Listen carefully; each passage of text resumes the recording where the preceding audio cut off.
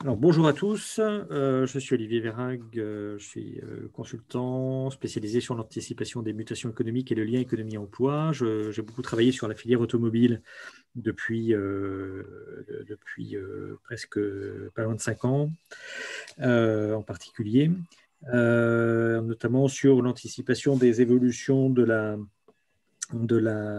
démotorisation, sur l'évolution du véhicule autonome et connecté, sur l'industrie du futur, sur les besoins de compétences et l'évolution des métiers. Je suis accompagné de Stéphane Loiseau et Paul Klein cet après-midi pour vous présenter donc, le 6e webinaire que nous menons dans le cadre de... Voilà. Paul, si tu peux passer au transparent suivant, merci. Dans le cadre de l'EDEC automobile, donc l'EDEC, c'est l'engagement de développement de l'emploi et des compétences qui a été signé par l'État et les représentants de la filière automobile, construction automobile, donc les syndicats professionnels, l'OPCO2I, la PFA, plateforme filière automobile et mobilité, et la FIEV, donc la Fédération des équipementiers. Et comme vous le voyez sur ce schéma, il y a un cadre un peu en 3 temps. Un contrat stratégique de filière qui est très structurant, qui organise les relations, le partenariat stratégique entre la puissance publique et la filière automobile, donc constructeurs, équipementiers, sous-traitants, qui évidemment, comme chacun sait, traverse à la fois une période économique assez compliquée et plus profondément des mutations technologiques inédites et de très grande ampleur.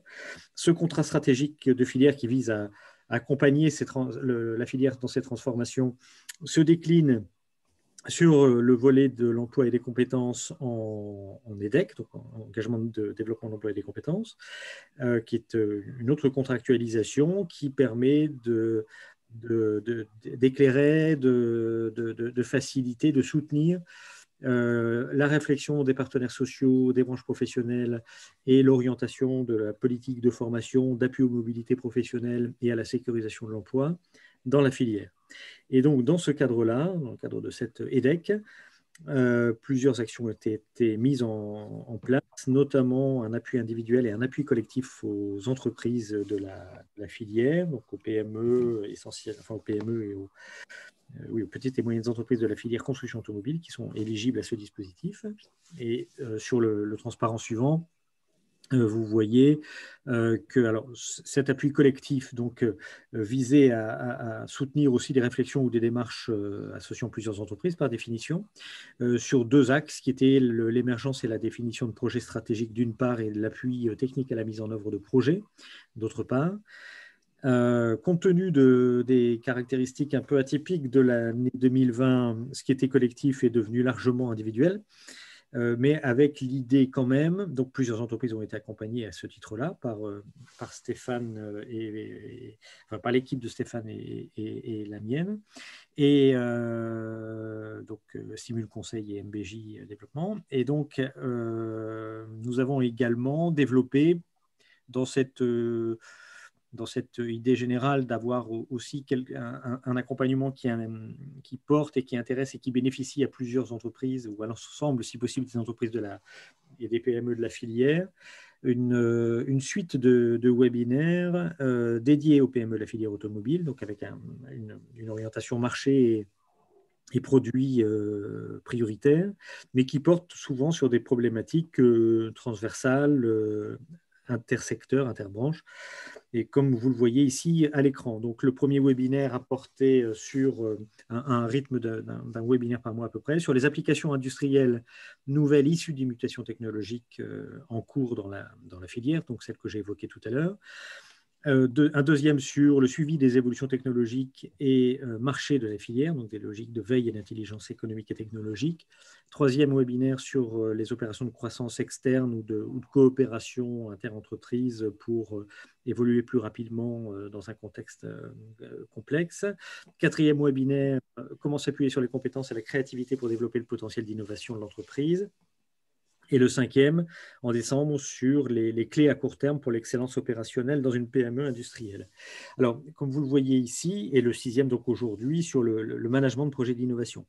Comme vous le voyez dans les objectifs de ces 6 webinaires, il y a 2 lignes directrices, je dirais, qui sont l'une liée à la compréhension et à l'appropriation de toutes ces transformations que vit les filières construction auto, d'une part, et d'autre part, la nécessité pour les entreprises de taille petite et moyenne, sous-traitantes ou prestataires spécialisés de la filière automobile, non seulement de s'approprier ces transformations, mais elles-mêmes de s'adapter, et notamment de s'adapter par l'appropriation de nouvelles technologies et la création de nouveaux produits, c'est-à-dire par l'innovation. Alors l'innovation, elle peut être incrémentale, tournée plutôt vers la productivité et viser le développement de la productivité de l'entreprise et donc de sa compétitivité. C'est l'objectif du 5e webinaire, mais le premier, le deuxième et même le troisième et surtout le 4e webinaire portent beaucoup, et comme celui d'aujourd'hui, sur la problématique de l'innovation.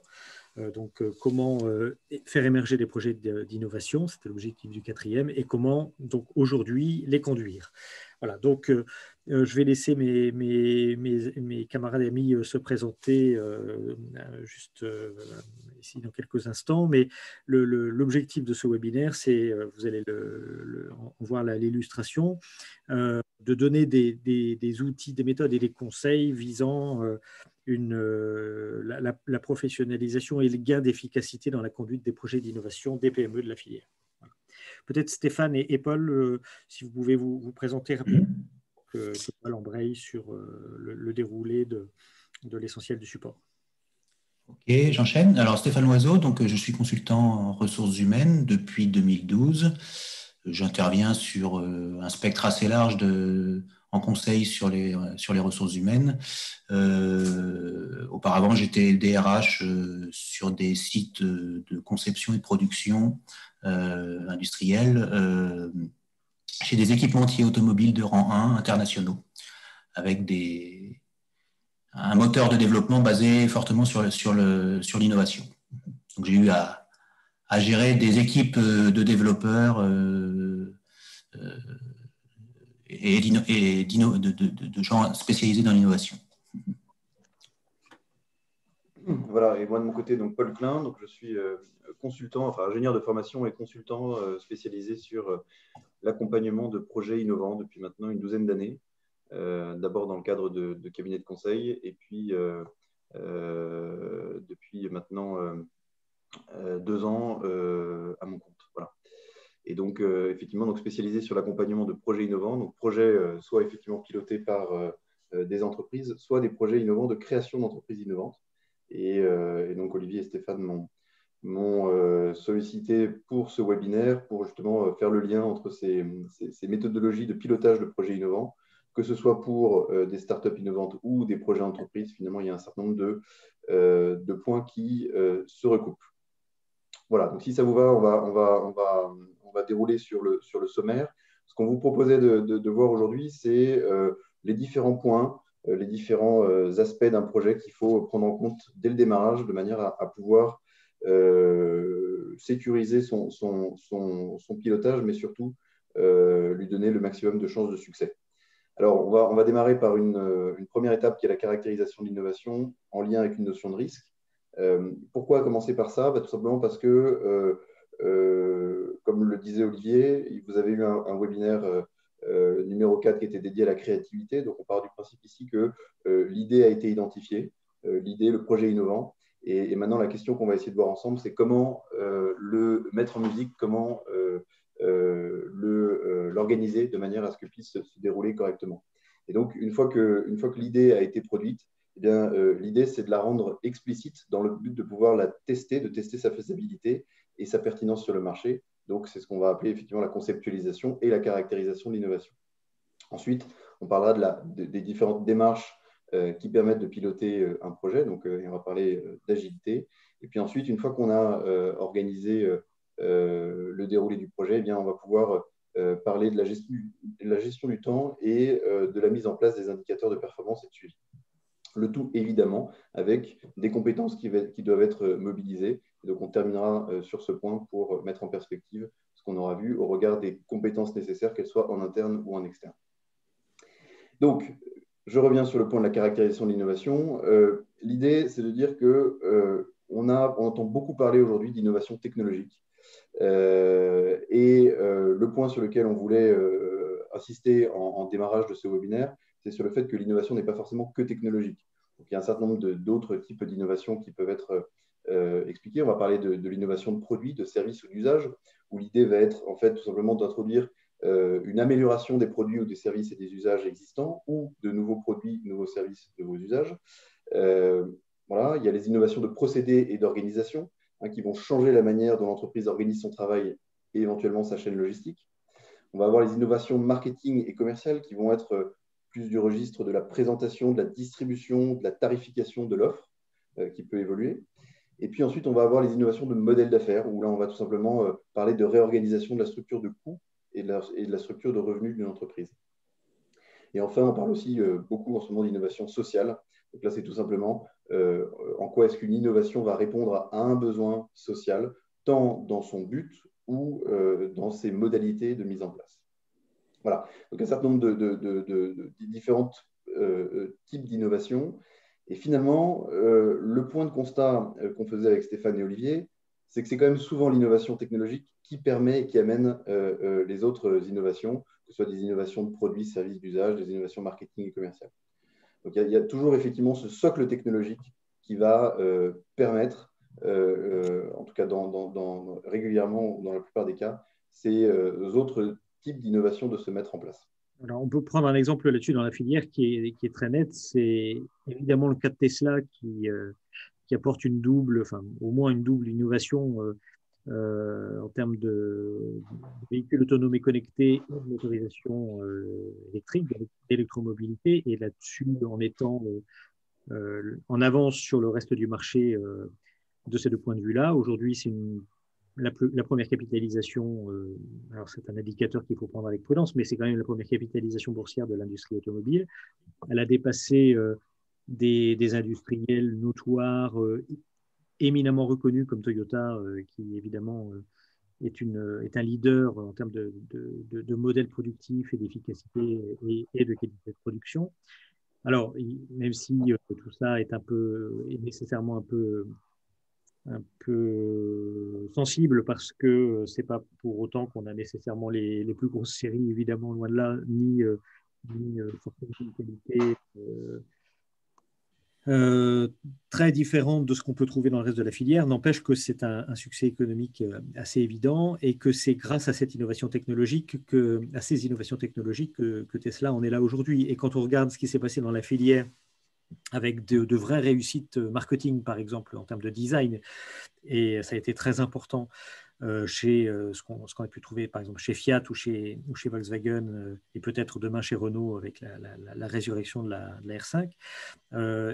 On voit que évidemment ça sert et ça bénéficie aux entreprises, aux constructeurs qui portent ces projets-là, parce que Fiat doit énormément à la Fiat 500. À vrai dire, Fiat n'existerait plus s'il n'y avait pas eu la nouvelle Fiat 500, probablement. Mais clairement, ça ne suffit pas à transformer la filière et le positionnement concurrentiel au point de transformer une entreprise non leader en entreprise leader, voilà, comme ça a été le cas sur l'innovation technologique. Donc, c'est clair que dans un secteur d'activité ou une filière industrielle dans laquelle l'innovation a une place importante et de plus en plus importante depuis plusieurs années, ce primat à l'innovation technologique peut conduire à des ruptures totales de l'équilibre de marché.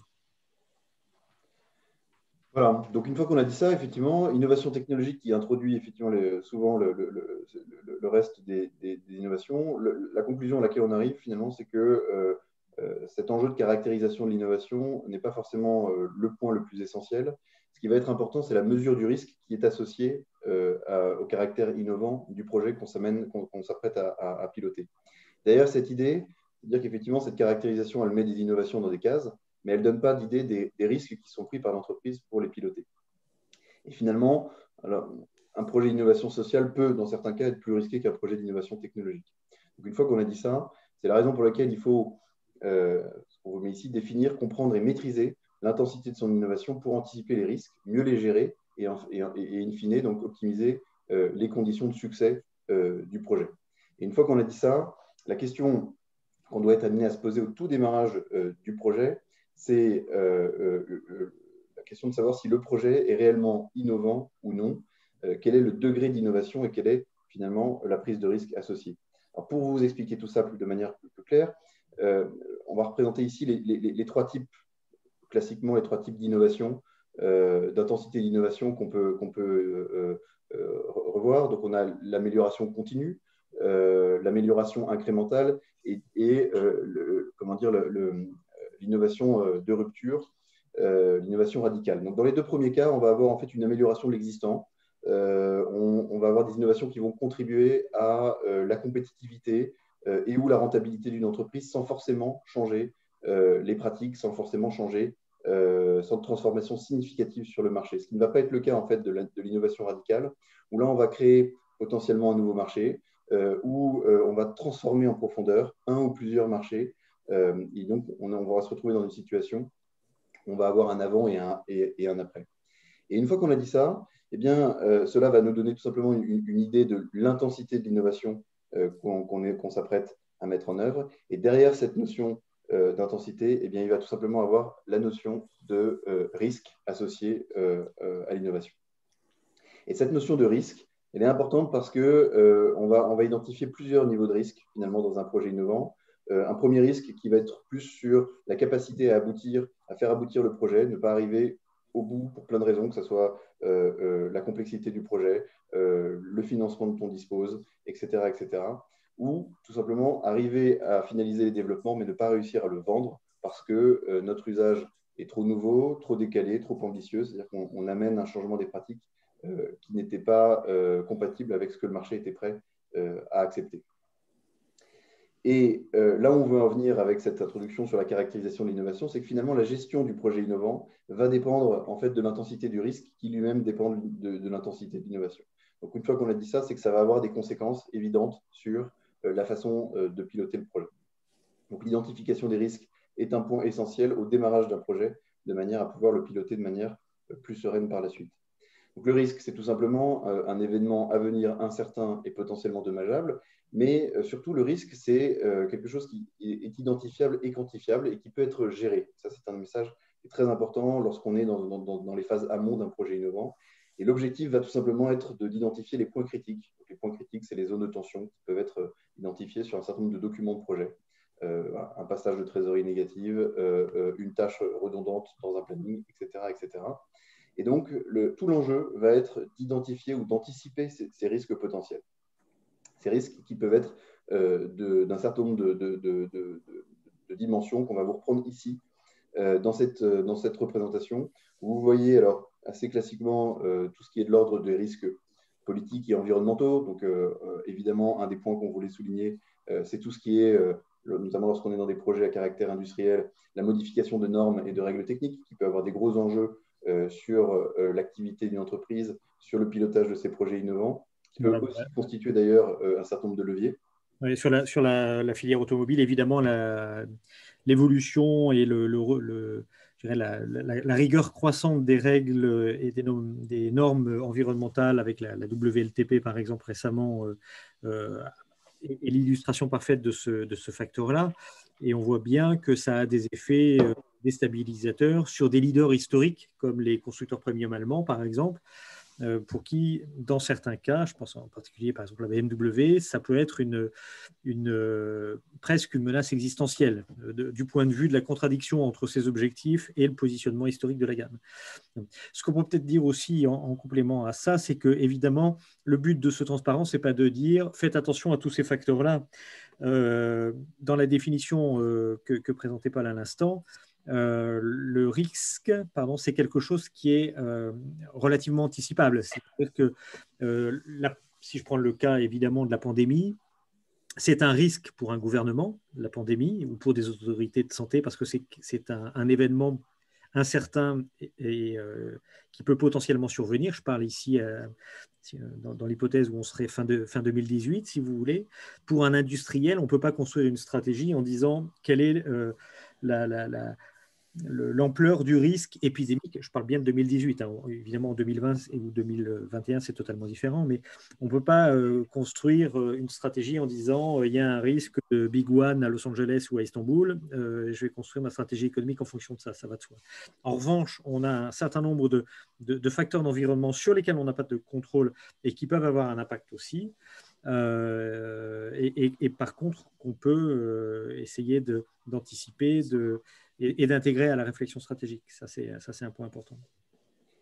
Exactement. Et alors ça, c'est la partie haute de la diapo. Pour la partie basse, et on va s'y arrêter peut-être un peu plus, il y a tout ce qui est effectivement du registre des risques marchés et des risques plus que du management et des compétences et de l'équipe qu'on doit associer autour du projet.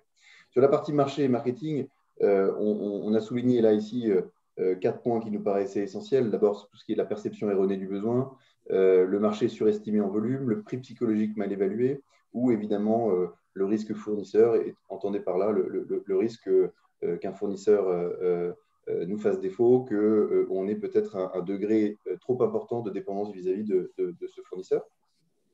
Et sur la partie management, on voulait mettre en avant évidemment le risque de sous-évaluation des moyens humains et ou techniques nécessaires pour le bon pilotage d'un projet. Le risque fournisseur, c'est ce qui a conduit un certain nombre de constructeurs automobiles français et allemands à mettre en place une filière de fabrication de cellules de stockage d'électricité pour les batteries lithium-ion. Je pense à BMW, Volkswagen ou PSA très récemment. Voilà. C'est clair que ça influe directement sur la stratégie d'investissement industriel et à l'échelle de ces entreprises-là, d'innovation, parce que ce sont des entreprises qui ne maîtrisaient pas cette technologie qu'il a bien fallu acquérir, fût-ce avec des coopérations, moyens de coopération avec des partenaires extérieurs, comme AFT dans le cas de PSA. Bon, concernant les moyens humains, il y a un point essentiel sur lequel on veut insister, c'est les besoins de compétences qui nécessitent d'être anticipés au plus tôt. En effet, c'est important assez tôt dans le processus de développement d'innovation d'envisager les compétences qui seront nécessaires lors de la mise en production de cette innovation. Je peux peut-être illustrer le propos par une expérience vécue qui n'est pas très récente, mais qui date d'il y a une quinzaine d'années, quand j'étais DRH chez un équipementier automobile. À cette époque-là, les études avancées planchaient sur des dispositifs de conduite, d'assistance à la conduite, qui mobilisaient de la vidéo embarquée. Alors, l'entreprise en question était par définition une entreprise de mécaniciens avec une culture très portée sur la mécanique et très peu sur l'électronique. Et donc, ces innovations-là sont venues complètement métamorphoser, voire révolutionner les besoins en compétences de l'organisation. Alors, heureusement, l'entreprise était structurée de telle façon que les ressources humaines, nous étions impliqués assez tôt, en tout cas au courant des besoins de compétences, la cellule R&D étant un pourvoyeur de besoins qu'on prenait en considération. Et donc, ce besoin en ingénieur en mécatronique, il y a 15 ans, était assez difficile à satisfaire parce que c'était une compétence encore assez nouvelle. Et donc, le fait d'avoir anticipé le besoin a permis de mettre en place tout un tas d'actions vis-à-vis des écoles, notamment pour pouvoir être fin prêt le jour où effectivement cette innovation a été achetée par un constructeur et qu'il a fallu la mettre en industrialisation, en production. Donc là, le point clé, c'est de dire qu'il faut anticiper très très tôt, et en tout cas, les ressources humaines doivent être associées à ces processus d'innovation. Exactement. Et pour rebondir sur ce que tu dis, Stéphane, et faire un parallèle, comme je vous le disais en introduction, avec les startups, dans le cadre de l'évaluation d'une startup innovante, on a l'habitude de généralement utiliser 5 dimensions d'évaluation, dans lesquelles on va retrouver tout ce qui est le caractère innovant de la technologie, on va retrouver tout ce qui est la robustesse du plan de financement, on va retrouver ce qui est de l'ordre de la réglementation, on va parler dans la partie politique, et de la propriété intellectuelle. Mais on va surtout retrouver 2 dimensions qui sont la dimension marché et la dimension équipe. Et ce sont des dimensions qui sont souvent les plus pondérées dans l'évaluation d'un projet innovant. D'une certaine manière, cette évaluation de projet innovant, de start-up innovante, elle se fait dans une logique souvent d'investissement. Donc, soit parce qu'effectivement, il y a un financement public qui est mis, soit parce que c'est un financement privé avec des investisseurs potentiels qui veulent évaluer tout simplement le risque les risques qui sont inhérents au projet de création de start-up dans lequel ils envisagent d'investir.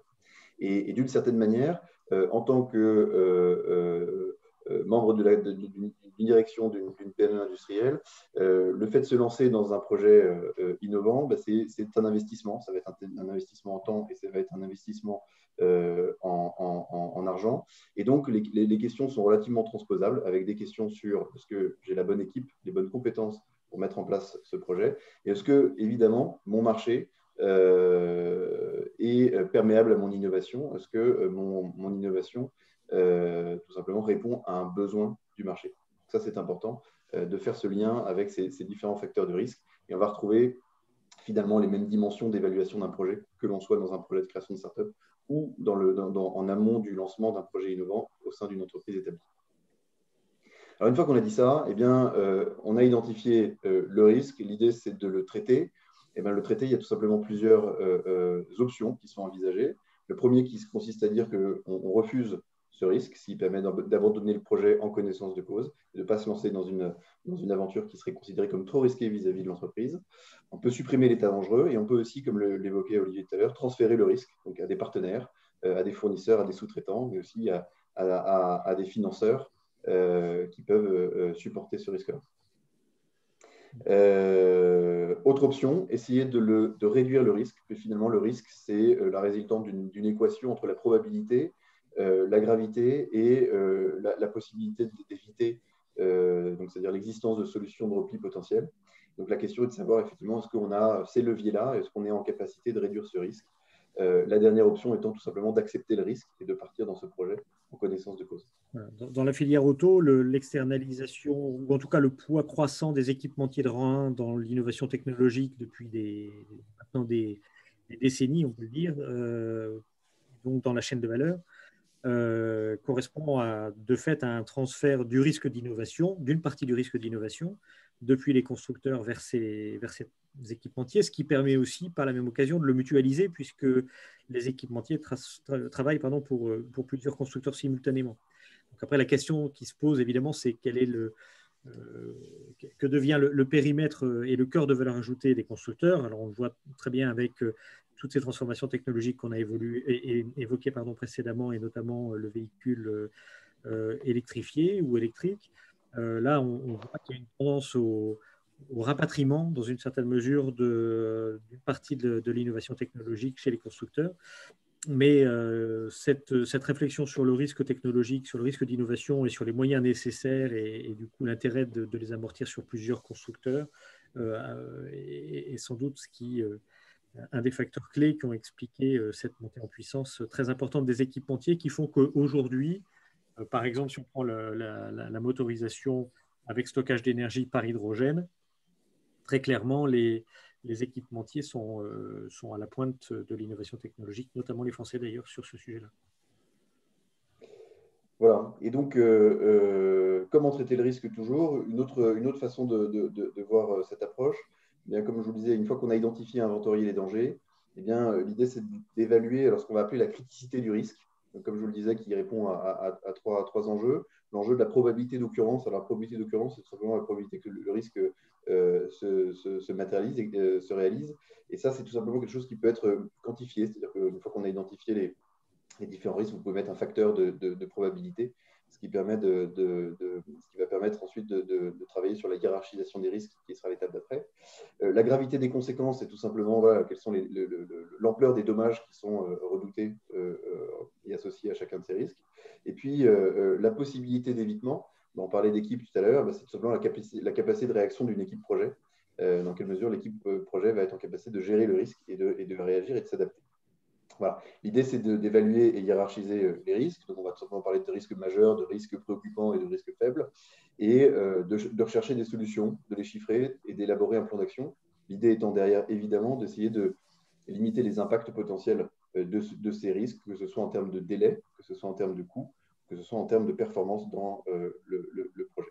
Et derrière, finalement, tout ce travail-là, vous l'avez compris, se fait en amont du lancement d'un projet innovant. L'idée, c'est tout simplement d'être en mesure de valider le projet en fonction de la capacité de l'entreprise à bien le mener.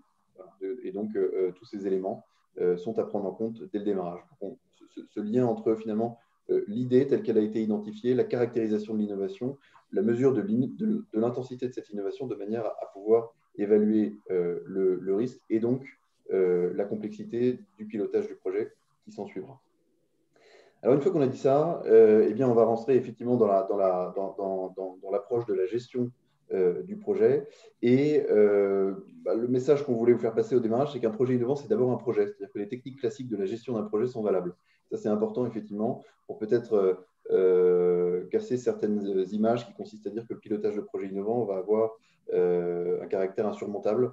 On est quand même dans le pilotage d'un projet, donc avec un certain nombre d'outils qui sont transposables. En revanche, on va avoir une démarche organisationnelle qui va être nécessairement modifiée par rapport au pilotage d'un projet classique, tout simplement parce qu'il va falloir gérer une articulation entre une expertise technique qui va être nécessaire, notamment dans le cadre d'une innovation technologique, et le marketing stratégique qui va être nécessaire, comme on le disait tout à l'heure, pour constamment valider l'adéquation entre ce qu'on est en train de développer et les attentes du marché. Et dans un premier temps, ça va être tout simplement d'abord d'identifier un besoin ou de valider le besoin auquel on s'apprête à répondre.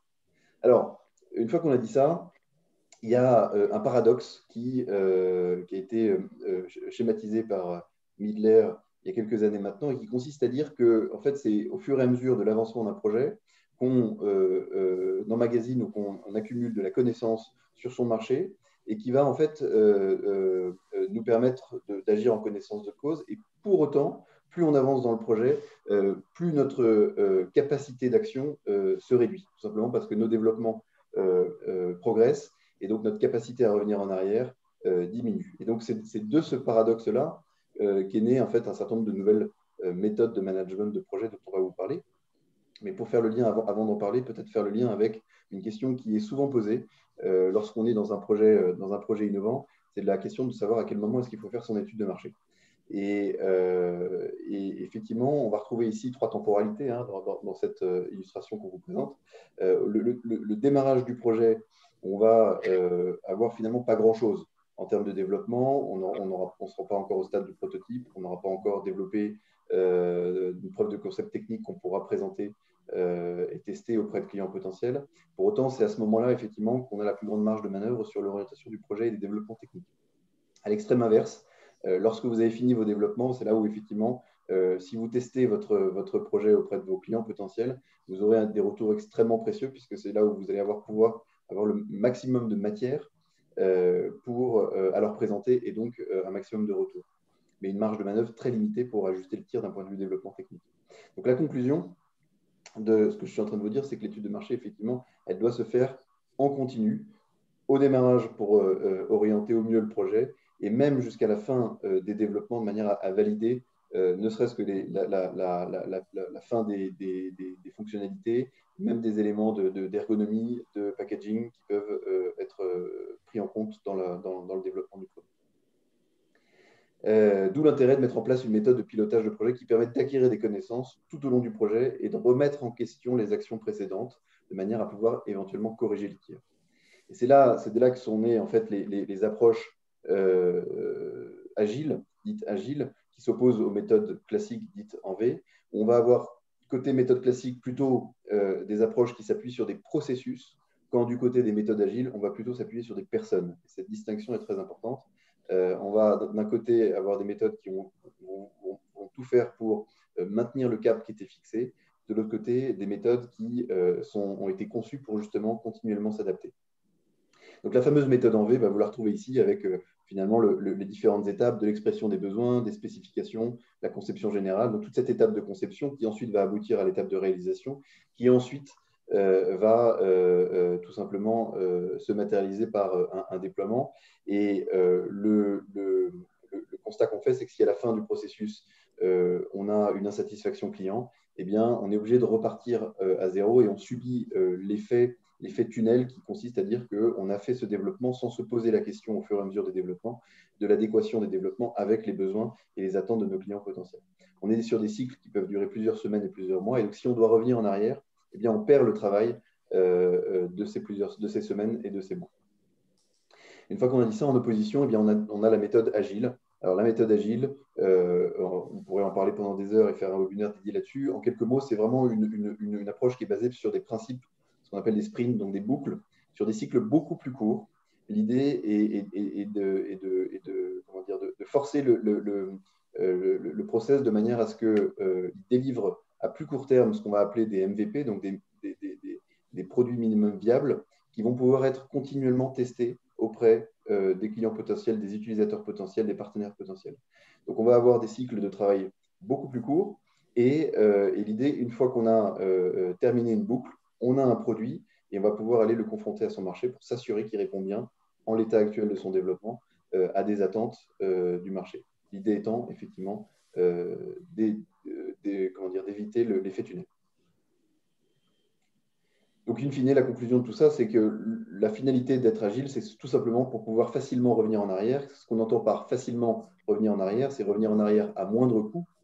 Et qui dit à moindre coût, dit en ayant perdu le moins de temps possible, d'où cette importance de passer à l'étape de la gestion du temps et de travailler sur ce qu'on va vous présenter, donc la roadmap du projet. Dans cette notion de roadmap, l'idée est de dire que le temps est évidemment un enjeu à plusieurs niveaux, notamment lorsqu'on va parler d'une certaine urgence de la demande, donc arriver sur le marché avant un concurrent, respecter un délai qui va être fixé par un partenaire, et évidemment ne pas mettre en péril sa trésorerie dans le cadre du développement de ce projet. Mais comme on vous le disait, on est dans des innovations technologiques. Qui dit innovation technologique dit un certain degré d'exploration et d'exploration sur des temps longs. Et donc, ce qui va nécessiter une mise en perspective, une aptitude à se projeter dans l'avenir, notamment vis-à-vis de l'équipe projet, avec une difficulté supplémentaire, c'est qu'on va devoir assembler et mettre autour de la table des individus qui ont, en fonction de leur rôle et leur fonction dans l'entreprise, des visions et des notions du temps qui sont très différentes. Et c'est ce qu'on vous présente ici dans ce tableau-là, qui est issu d'un travail de thèse dont on a pu prendre connaissance, et qui en fait vous montre que lorsqu'on est dans une fonction marketing, on va avoir une conception du temps qui va beaucoup plus être cyclique et cycle long, que lorsqu'on est dans une fonction technique où on va avoir des cycles cadencés, rythmés, accélérés, avec ensuite une autre casquette qui va être ceux portée par la direction générale, qui vont être sur des terminologies autour de la planification, de la normalisation, de la structuration de son temps. Donc, on a effectivement une nécessité de mettre autour de la table des compétences et des profils qui fonctionnent différemment et qui ont des notions du temps différentes. Et donc, c'est important effectivement de planifier tout ça et de prendre en compte ces différences dans l'organisation du projet. Voilà. Alors, il est donc nécessaire de mettre en place des outils pour tenter de projeter, mesurer et planifier. Et donc, c'est là où on va commencer à parler de tableau de bord de projet pour donner une vision claire de l'avancement qui va, entre guillemets, qui aura été construite en suscitant l'adhésion et des équipes qui seront mobilisées. Alors, il existe un certain nombre d'outils. On pourrait, là encore, en parler longuement, des outils tout simplement de gestion des tâches. Donc, il y a des outils de gestion des tâches, des outils spécialisés plus sur la conduite de projets innovants. Vous avez ici la capture d'écran d'un outil. Et l'intérêt de ce type de présentation, c'est qu'effectivement, on va avoir une présentation relativement ergonomique et claire, avec des différentes tâches qui sont présentées à la fois selon un calendrier, et puis aussi en indiquant un niveau d'atteinte des résultats visés pour chacune des tâches. Le tout organisé par silo. Alors, ce qu'on appelle silo, c'est les chantiers. Donc, le chantier, tout simplement développement produit, le chantier développement commercial, le chantier développement marketing, le chantier financement du projet, etc. etc. L'inconvénient de ce type de représentation, c'est qu'effectivement, on ne visualise pas ou on visualise peu les liaisons entre les différents silos. Et dans le pilotage d'un projet innovant, c'est justement les synergies et cette interdépendance entre différentes tâches qui va être essentielle dans la bonne conduite, dans la bonne réalisation du projet innovant. Et donc, il est très important dans le cadre de la gestion d'un projet d'avoir ce qu'on va appeler une roadmap qui va mettre en valeur, qui va me permettre de visualiser ces synergies. Donc, on vous en présente une ici, avec effectivement, vous allez retrouver différentes tâches qui correspondent donc les tâches produits, les tâches développement commercial, etc. Et puis, vous allez retrouver les événements importants qui sont matérialisés en haut. Vous allez retrouver la notion de risque qu'on a évoquée au tout début de cette présentation. Et puis, vous allez retrouver donc, cette interdépendance entre les tâches qui tout simplement consiste à dire qu'un chantier technique, la finalisation d'un chantier technique va permettre le démarrage d'un chantier peut-être marketing qui, une fois qu'il aura lui-même abouti, permettra de lancer un autre chantier qui portera sur le financement ou qui pourra par exemple revenir sur les éléments techniques. Donc il y a cette interdépendance et ces synergies entre les chantiers qui doit pouvoir être visualisée tout simplement parce qu'elle mobilise et implique des équipes différentes dans la gestion du projet. Un mot peut-être quand même pour dire que vous avez ici dans cette représentation, on a choisi toute une brique en dessous qui porte justement sur l'intégration des talents et de l'équipe et qui matérialise le fait que associer les bonnes personnes au bon moment dans un projet est un critère clé de sa bonne réalisation. Et donc cette roadmap, c'est tout simplement évidemment un outil qui vous permet de fixer un cadre temporel. Donc on est vraiment sur cette notion de planning prévisionnel, vous l'avez vu, on a effectivement cette logique-là. On est dans un outil de prévision. Alors qui dit prévision, c'est révéler les lacunes et donc on fait encore le lien avec cette notion de risque qu'on a évoqué.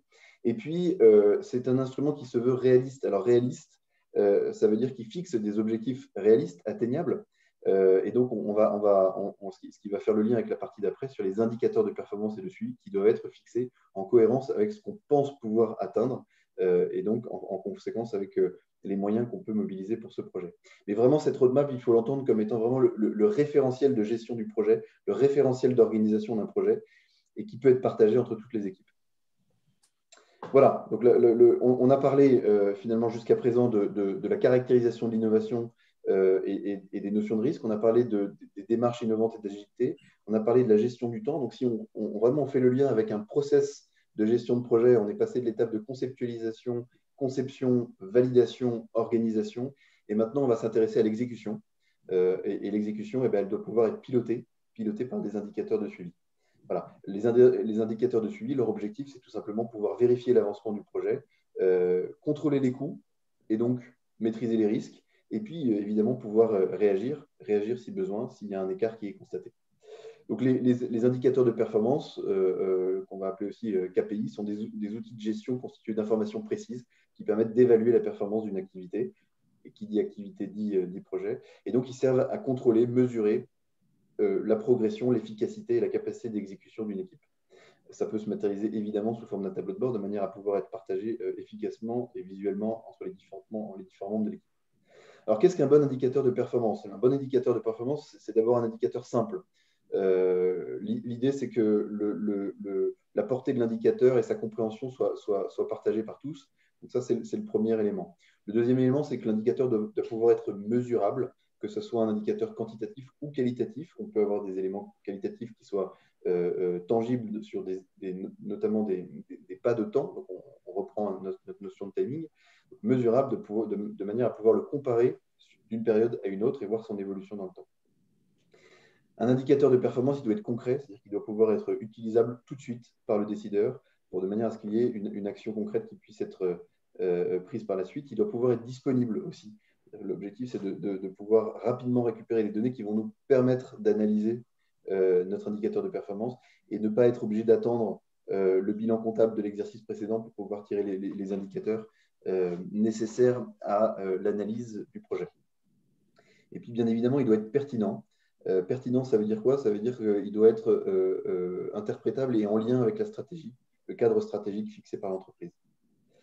Voilà, alors, il existe différents types d'indicateurs. Vous allez retrouver les indicateurs de processus, dans lesquels, je ne vais peut-être pas les détailler, on va retrouver tout ce qui est indicateur de productivité, de qualité, de capacité. Et puis, on a des indicateurs plus larges qui vont être des indicateurs de performance dits stratégiques qui renvoient vraiment à l'organisation aux objectifs fixés par le cadre de l'entreprise. Une fois qu'on a dit ça, en fait, il existe une infinité de familles d'indicateurs et d'indicateurs. Là encore, on pourrait en faire un webinaire dédié. On va retrouver des indicateurs d'efficacité, d'efficience, de rendement, de compétitivité. Mais le message qu'on voulait vous faire passer avec Stéphane et Olivier, c'est que ce sont des des indicateurs qui doivent être définis de manière spécifique à chaque projet, qui sont 100% personnalisés. Et donc, au démarrage du projet et lorsque vous formalisez votre feuille de route, eh bien, c'est à vous de les définir en fonction du cadre stratégique de l'entreprise, des objectifs du projet, et là encore, dans une logique d'objectifs et d'indicateurs raisonnables et atteignables, réalistes, pour reprendre le terme que j'expliquais tout à l'heure. Alors, un mot de commentaire aussi sur ces aspects de gestion, à la fois de gestion du temps et puis de lien et de transition avec la gestion des compétences et plus généralement le management des équipes impliquées dans le projet. Un point important, mais qu'a évoqué Paul déjà, c'est qu'on peut avoir des avis très différents sur la façon dont on avance un projet d'innovation, c'est-à-dire concrètement, ça a été difficile, mais on y est arrivé. Et les objectifs technologiques et fonctionnels ont été atteints, donc le projet d'innovation est réussi. Donc ça, c'est plutôt un point de vue R&D, développement. Et au contraire, c'est peut-être réussi, mais ça arrive ça arrive trop tard pour que la valorisation commerciale du projet permette de commencer à amortir les prêts souscrits pour le financement. Donc le projet, au bout du compte, fragilise, en tout cas à court terme, fragilise court et moyen terme l'entreprise et son propre plan de financement. Là-dessus, ce qu'on peut peut-être rappeler, c'est l'intérêt de ce qu'évoquait Paul tout à l'heure sur le management agile des projets d'innovation, c'est-à-dire le fait de découper ces projets en modules complémentaires, en sous-projets complémentaires, notamment avec une logique de MVP, c'est-à-dire de produits présentant suffisamment de fonctionnalités économiquement intéressantes pour être autoporteur en quelque sorte sur le marché et pour rencontrer d'ores et déjà son marché. Et dans la mesure où les boucles fréquentes de contact et de confrontation avec les acheteurs potentiels ont validé le projet, ça permet d'amorcer justement des rentrées de cash qui permettent de poursuivre les développements et d'éviter qu'on ait cette contradiction que je viens d'évoquer. L'autre point également, c'est que dans la conduite des projets, le management de ces projets d'innovation s'appuie, y compris dans les très grandes entreprises et particulièrement dans les très grandes entreprises, aussi sur du recours à des compétences extérieures. C'est très net dans la filière automobile, c'est vrai aussi dans d'autres secteurs d'activité, mais dans la construction automobile, c'est très très net, c'est-à-dire que vous avez toute une série de prestataires de recherche sous contrat, concrètement de bureaux d'études spécialisés, si vous voulez, qui sont des groupes européens, enfin nationaux, européens et internationaux que tout le monde connaît et qui jouent un rôle essentiel dans le développement des projets et des produits nouveaux ou des composants nouveaux, que ce soit pour les équipementiers ou pour les constructeurs. La question étant après de savoir ce qu'on souhaite impérativement garder comme cœur de savoir-faire de l'entreprise. Mais quelquefois, même le fait de considérer qu'un module est au cœur des savoir-faire de l'entreprise n'empêche que on va quand même faire appel à des partenaires extérieurs, même si ce sera avec un taux de mobilisation plus faible que sur des projets jugés plus périphériques. Voilà, et donc ce qui fait une transition parfaite, Olivier, avec le dernier point. On a parlé d'exécution, qui était l'étape ultime, entre guillemets, du pilotage et du management d'un projet. On a parlé d'indicateurs. Maintenant, effectivement, l'idée était de parler des compétences avec l'équipe et les partenaires.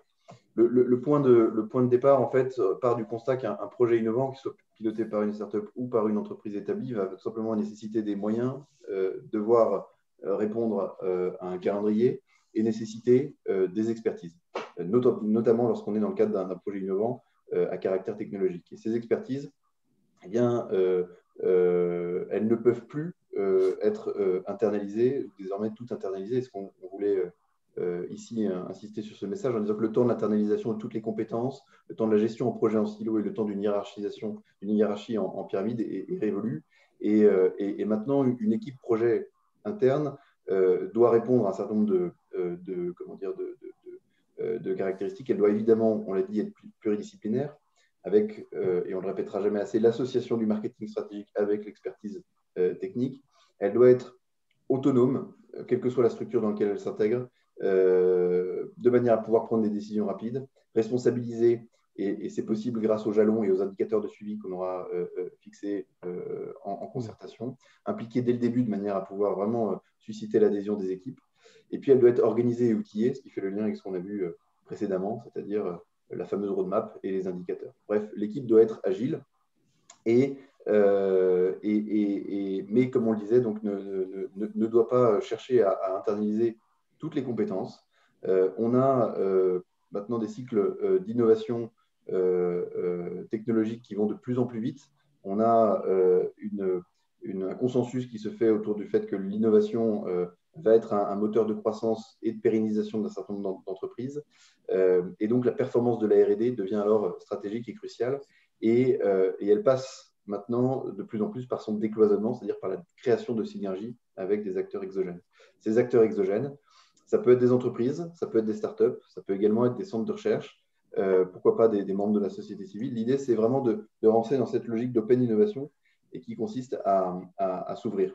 Là-dessus, il y a un certain nombre de modalités, et notamment quelque chose qui est assez peu exploité, c'est la collaboration entre des entreprises d'une même filière, qui consiste à se dire que sur un certain nombre de projets R&D qu'on souhaite piloter, il y en a évidemment une partie qui doit rester entre guillemets confidentielle et avec l'exclusivité de l'entreprise.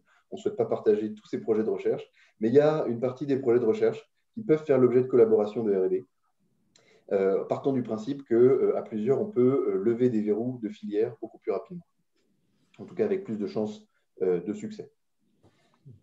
Voilà, et donc dans cette logique d'open innovation, un point sur lequel on voulait, entre guillemets, conclure, ou en tout cas illustrer ce propos, c'est tout simplement ce qui est de l'ordre des technologies qui sont proposées par l'ensemble des laboratoires de recherche français qui sont regroupés, en tout cas dont la valorisation de ces innovations est confiée à ce qu'on appelle les sociétés d'accélération de transfert de technologie. Et en fait, ces sociétés d'accélération de transfert de technologie, qui couvrent chacune un périmètre territorial défini, se regroupent dans le cadre du réseau des SAT et qui proposent sur son site en ligne un certain nombre de technologies qui sont considérées comme disponibles et donc, entre guillemets, qui recherchent des partenaires, et notamment des partenaires industriels. Et lorsqu'on regarde ça, donc c'est ce chiffre date d'hier, 771 offres de technologies en ligne. Pour ce qui est plus spécifiquement du secteur de l'automobile et des transports, il y en avait 76 qui étaient classifiés dans cette catégorie-là. Donc, ça peut être une source de réflexion qui peut à la fois répondre à des projets d'innovation que vous avez identifiés. Donc ça, c'est poursuivre le raisonnement qu'on a, le fil conducteur du séminaire, mais qui permet aussi potentiellement de nourrir votre réflexion sur d'autres projets innovants. Et on se retrouve là encore dans une boucle itérative qui est comment dire, spécifique de ces projets agiles et de ces projets innovants. Voilà, alors on peut transposer ce raisonnement et cette approche dite agile de la conduite de projets d'innovation au penchant, je dirais, au versant gestion des compétences de ces projets. Vous voyez ici l'articulation des fonctions qui contribuent soit à la conception, soit à la valorisation des innovations dans les entreprises, quelles qu'elles soient. Hein. On peut avoir évidemment des gens impliqués sur plusieurs étapes, mais globalement, ce sont les fonctions économiques évidentes d'une entreprise. Et on voit bien que la conduite d'un projet d'innovation, ou l'apport d'innovation, notamment technologique, dans un projet, dans un produit ou dans un procédé, va avoir des effets sur toutes les étapes et toutes les fonctions qui sont nécessaires à la vie de l'entreprise et à sa confrontation au marché. Alors évidemment, sur le design, les fonctionnalités, l'intégration de technologies nouvelles au stade de la conception et donc l'élaboration des produits ou des procédés ou des services nouveaux, mais aussi au stade de l'industrialisation avec éventuellement de nouvelles techniques et de nouvelles méthodes et de nouveaux équipements de production qui vont eux-mêmes générer de nouveaux besoins de compétences pour mettre en œuvre ces procédés ou être capable de fabriquer ces nouveaux produits. C'est très exactement le cas, par exemple, de ce qu'on constate actuellement chez les sites d'assemblage de moteurs dans la construction automobile. Hein, quand Cléon commence à fabriquer des moteurs électriques. Évidemment, il faut apprendre à fabriquer des moteurs électriques. Ça suppose de conduire des robots de bobinage, par exemple. Donc ça suppose de mettre en place les méthodes et les chaînes de production qui le permettent. Et ça suppose, dans la troisième étape de production, de faire évoluer les techniques d'assemblage, les techniques de conduite des équipements, les techniques de contrôle de qualité. Mais ça suppose aussi, dans la phase, alors directement au contact des clients, des marchés, et y compris d'ailleurs dans certains cas des clients mécontents, de former les commerciaux et de former les professionnels du service après-vente, parce qu'il va falloir être en mesure de vendre ces innovations, d'expliquer en quoi ces innovations sont intéressantes et justifient généralement d'ailleurs le supplément de prix qui leur est associé. Donc, il va falloir différencier les argumentaires, il va falloir comprendre l'environnement technologique de ces nouveaux produits, les intégrer dans la gamme. Et Stéphane, par exemple, a accompagné un groupe d'entreprises qui avait intégré une activité de production nouvelle et dont alors plutôt relevant de la transformation des matériaux, sans entrer dans les détails, mais clairement, c'était des matériaux différents de ce que faisait habituellement l'entreprise, qui était une entreprise métallurgiste, et les commerciaux vendaient tout, sauf les activités et les productions de la nouvelle entreprise. Donc, c'est des choses qui peuvent exister beaucoup plus fréquemment qu'on le croit, et quand on regarde le cas de l'électromobilité, par exemple, sans trahir de secret, c'est clair que je pense que dans un certain nombre de cas, la formation des techniciens de maintenance de véhicules aurait pu être anticipée davantage, voilà, de véhicules électriques, évidemment, ou électrifiés. C'est quelque chose qui est absolument fondamental pour la réussite du projet global d'innovation. On peut très bien réussir une innovation technologique dans un produit et rater sa commercialisation. On pourrait même dire que c'est peut-être un petit défaut national. On a quelques brillants exemples, tous en référence de ce point de vue-là. Et évidemment, c'est inconcevable, quelque chose d'inconcevable aujourd'hui et très dangereux.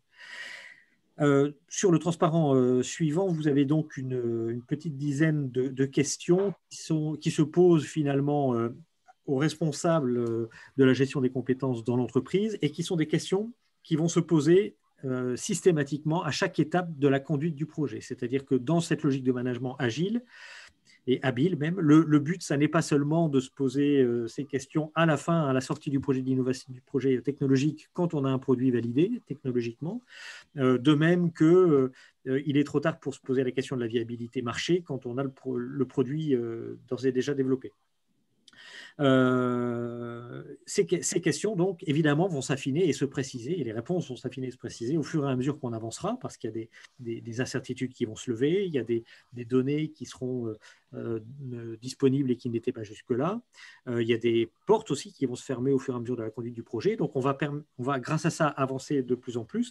Mais le grand avantage que va avoir cet accompagnement par les responsables de la gestion des compétences du projet lui-même, finalement, en participant au CODIR, qui est le comité de pilotage logiquement du projet d'innovation, c'est qu'on lèvera un certain nombre de pièges ou de risques qui peuvent être des risques mortels pour le projet lui-même, voire pour l'entreprise, si on les maîtrise mal. Hein. Donc, parce que ce qui est en jeu derrière, c'est cette capacité à anticiper les besoins de compétences. Ça va être la qualité du service ou du produit réalisé et perçu par le client ou les clients eux-mêmes. Ça va être la cohésion des équipes aussi. Ça va être l'adhésion à la transformation et au changement que va induire cette conduite de projet innovant. Ça peut être aussi des incidents de production et donc à la fois des effets sur le climat de travail et sur la satisfaction client et sur les indicateurs de qualité. Bref, toutes ces questions que vous avez ici à l'écran, depuis la validation des spécifications techniques qui emportent un certain nombre de choix technologiques et du coup de compétences critiques jusqu'au choix des formations les plus adaptées pour tel et tel public, les niveaux de maîtrise des compétences visées à atteindre pour ces différents publics et avec quelle progressivité et quelle planification dans le temps. Toutes ces questions-là doivent être prioritairement envisagées et abordées le plus tôt possible pratiquement dès que le projet démarre. Ce qui implique que la fonction RH soit une partie prenante des processus d'innovation très très tôt dans ces processus. Et là, et que cette fonction RH, elle doit absolument être aussi agile que les équipes qui travaillent sur l'innovation. Ça vient accréditer la thèse qui est de plus en plus communément admise aujourd'hui, que la fonction RH, et en tout cas sa fonction gestion des compétences, ne doit pas seulement se focaliser sur du prévisionnel, mais surtout sur de la gestion permanente des compétences, et donc doit, dans un processus d'amélioration continue, on pourrait presque dire, mettre à jour ses compétences internes, et en tout cas anticiper pour pouvoir être fin prêt lorsque les innovations se concrétisent. Au-delà de ce fait-là, au-delà de la gestion des compétences, il y a aussi les impacts positifs en termes d'implication, de sentiment d'appartenance que l'innovation, que les innovations peuvent avoir comme effet sur les équipes. Donc, ça serait bien dommage de se priver de levier de motivation auprès des équipes. Et la fonction RH doit être motrice sur ces aspects-là. Complètement. Alors, peut-être pour conclure, si ça vous convient, l'idée, c'est effectivement de récapituler les différents points qu'on a abordés ensemble durant ce webinaire.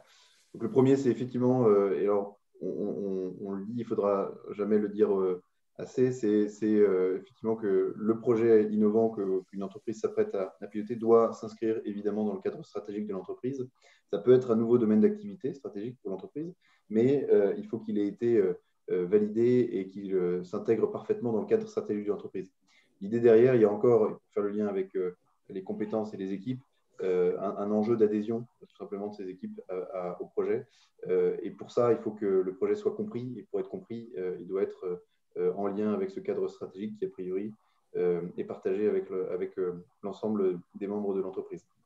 Ensuite, effectivement, comme on l'a vu, anticiper les risques spécifiques à un projet innovant de manière à pouvoir les traiter. Ces risques, ils peuvent notamment être du registre du marché. On l'a vu, donc l'enjeu dans une logique agile de se confronter régulièrement, de confronter son projet à son marché, de manière à éviter ce risque d'inadéquation entre ce qui a été développé et les attentes du marché, éviter ce fameux effet tunnel, savoir revenir en arrière. Le tout dans une logique de planification et de fixation d'objectifs réalistes avec des indicateurs de suivi qui doivent, là encore, trouver la bonne articulation entre ce qui est du registre du business et ce qui est du registre du technique, trouver des indicateurs à la fois dans la famille du développement technique et des indicateurs dans le orienté marché. Et puis, constituer une équipe projet qui, comme le disait Stéphane, doit être agile, se donner la possibilité de s'ouvrir à des partenaires extérieurs, le tout avec des cahiers des charges précis, de manière à pouvoir définir ses partenaires et les choisir en connaissance de cause. Et puis, intégrer la gestion des compétences dans le management agile du projet, c'est aussi ce qui était évoqué à l'instant par Olivier et Stéphane. Voilà, donc pour conclure, et en attente d'éventuelles questions, on vous laisse avec cette belle citation de Peter Drucker, théoricien du management, qui dit que l'innovation n'est pas un flash de génie, c'est un travail effectivement difficile, et ce travail devrait être organisé comme une activité régulière de chaque unité de l'entreprise et à chaque niveau du management. Et ce, à chaque niveau du management, l'innovation est l'instrument spécifique de l'entrepreneuriat, l'acte qui va conférer aux ressources une nouvelle capacité à créer des richesses. Alors, belle conclusion. Belle conclusion. Alors, évidemment, c'est difficile de conclure après Drucker, mais simplement pour dire que cette vidéo rejoint d'autres vidéos qui ont été, qui sont celles des 5 autres. Excusez-moi, Olivier, j'ai une question. Oui, je vais vous passer la parole tout de suite, Pascal. D'accord. Juste sur le contexte, hein, je vous donne la parole tout de suite. Et que parmi ces 5 webinaires, il y a beaucoup d'éléments qui renvoient, enfin qui correspondent au sens baudelairien du terme avec ce qu'a évoqué ici, ce qu'on a évoqué, mais ce qu'a surtout évoqué Paul pendant cette heure. Et donc, il y a beaucoup de résonance entre les différents sujets. Donc, je pense qu'il est utile de consulter aussi ces autres vidéos. Et donc, un grand merci évidemment à Paul pour ces développements. Pascal ? Donc, Pascal Prévost, je suis DRH à La Fièvre, qui regroupe des équipementiers automobiles. Et moi, je voulais insister parmi les partenaires extérieurs sur le rôle des écoles, des laboratoires. Et j'ai moi des adhérents qui utilisent aussi des conventions CIFRE comme appui pour l'innovation. Donc voilà, c'était juste un témoignage que je voulais apporter dans les partenaires extérieurs possibles. Oui, tout à fait. Alors, on a été un peu coupé, mais ce que j'ai compris, effectivement, c'était le fait d'insister sur les écoles. Hein, alors ça, je laisserai Olivier et Stéphane rebondir là-dessus, mais effectivement, dans une logique d'internalisation de compétences, j'imagine que c'était surtout dans cette logique-là, Pascal, que vous évoquez ça. Identification de compétences spécifiques pour mener des projets d'innovation, c'est effectivement un point très important. Oui, alors les SAT qu'évoquait Paul sont une façon aussi d'accéder plus facilement aux ressources type CIFRE ou laboratoire public universitaire avec une interface qui normalement partage la double culture académique et entrepreneuriale, ce qui malheureusement dans le contexte français n'est pas quelque chose de répandu, sauf cas particulier. Alors les choses changent quand même grâce notamment à ce type d'acteurs, hein, mais et puis plus profondément à une évolution des pratiques et des rapports à l'environnement, notamment de part et d'autre, mais particulièrement de la part des universitaires, pour être tout à fait clair et factuel, à mon avis. Donc ça, c'est extrêmement vertueux. On a cité les SAT, mais effectivement, Pascal, on peut citer, j'allais dire malheureusement, un grand nombre d'acteurs qui interviennent là-dessus, parce que s'il y a beaucoup d'acteurs, c'est que probablement on n'a pas encore trouvé la recette totalement miracle, mais il y a beaucoup de choses qui se font de façon très intéressante. Les SAT. Alors, moi, excusez-moi, auprès des DRH, j'avais fait intervenir la NRT. Oui, oui, tout à fait, oui. Oui. Pour mieux faire connaître ce dispositif. La NRT, alors dont le contact avec le tissu de PME et de TI passe très souvent par les pôles de compétitivité, qui sont aussi un intermédiaire, je dirais, central, hein, et alors pour le coup efficace du développement technologique, enfin de l'innovation, pardon, et de l'innovation industrielle en particulier, généralement industrielle à une exception près. Donc il y a clairement une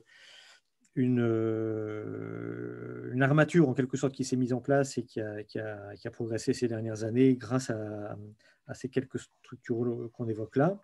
Je pense qu'on n'est pas encore au niveau d'intimité, enfin de coopération évidente, spontanée, qu'on peut trouver dans d'autres pays, notamment évidemment en Allemagne, quoi. Mais il y a une amélioration très nette là-dessus. Et moi, j'encourage quand même sur ce point, Pascal, à s'appuyer sur ses partenaires, sur ces intermédiaires qu'on évoque là, par exemple SAT ou Pôle ou autres, ou CEATEC ou d'autres acteurs du même type, parce qu'il y a de très belles expériences de coopération non intermédiaires, hein, avec des chiffres notamment, mais il y a aussi, il faut pas se le cacher, des difficultés liées au fait que les objectifs des deux parties prenantes ne sont pas les mêmes, et que dans un premier cas, on a des problématiques d'innovation industrielle et donc de valorisation de l'innovation et de propriété intellectuelle, et que dans un deuxième cas, quand le travail d'appropriation des objectifs et d'échange n'a pas été suffisant au début, eh bien, on a des problématiques universitaires de valorisation et de publicité au sens noble du terme, hein, donc de valorisation des résultats, et que ça peut être très, très contradictoire et même conflictuel. Mais ça, c'est réglé au début de la convention, normalement. Ben, normalement. En tout cas, c'est vraiment un point essentiel et critique à régler dès le début, mais je pense qu'on a tous connaissance de cas où ça n'a pas été fait, où ça a pu être très problématique, quoi. Donc, c'est vraiment un point d'attention, quoi. Et c'est pour ça que, encore une fois, je pense que les intermédiaires sont des acteurs importants. Et dans le cas de la filière automobile, on a notamment des pôles qui jouent ce rôle-là de façon efficace. Donc, il faut vraiment s'appuyer dessus. Merci. De rien. Bon, eh ben, d'autres questions, Pascal? Non, non, merci. Écoutez, un gros merci à à Paul et Stéphane pour cette coproduction. Donc, comme je le disais, hein, ce support, cette vidéo s'intègre dans quelque chose de plus large qui, à mon avis, fait un ensemble réellement cohérent, que ce soit sur l'identification des axes d'innovation, la recherche d'idées, l'émergence de projets, la conduite de projets. Donc, je pense qu'il y a vraiment un enjeu de valorisation de l'ensemble de ces contenus-là. Tout ça est accessible sur le site, enfin sur le même compte et le même site YouTube de l'OPCO2I et des partenaires. Donc, un grand merci à vous deux. Et comme je le disais tout à l'heure en introduction, tout ceci a été rendu possible par cette EDEC qui réunit donc, la TGFP, l'État, les branches professionnelles, en particulier de la métallurgie, et la plateforme filière automobile et la FIEV. Ce travail-là s'inscrit peut-être aussi un peu plus largement dans un travail, une démarche constante que porte en particulier l'Observatoire des métiers de la métallurgie et donc maintenant dans le cadre de l'OPCO2I avec ses partenaires FIEV et PFA sur l'anticipation des besoins de compétences et de formation dans la filière construction automobile. Et je dis ça parce que ce travail auquel j'ai contribué en 2016 et 2019 est en cours d'actualisation pour tenir compte de ce qui s'est passé en 2020. Et les résultats seront seront disponibles ou seront en tout cas présentés aux instances de pilotage de cette étude en mars. Donc, je pense que sur le deuxième trimestre, on devrait pouvoir commencer à présenter ces résultats-là. Et je peux d'ores et déjà dire qu'il y a effectivement pas mal d'éléments, de lignes qui ont bougé, évidemment, au cours de l'année 2020, comme chacun sait. Si vous souhaitez en savoir un peu plus sur ces transformations technologiques, là aussi, je vous renvoie au premier webinaire qui a été mis en ligne, dans lequel l'intervention de Jean-Luc Brossard, donc directeur R&D à la PFA, était extrêmement intéressante à cet égard. Voilà. Grand merci, Paul. Merci, Stéphane. Merci à toi. Et très bonne fin de journée à tous. Au revoir. Au revoir, à bientôt. À bientôt. Au revoir.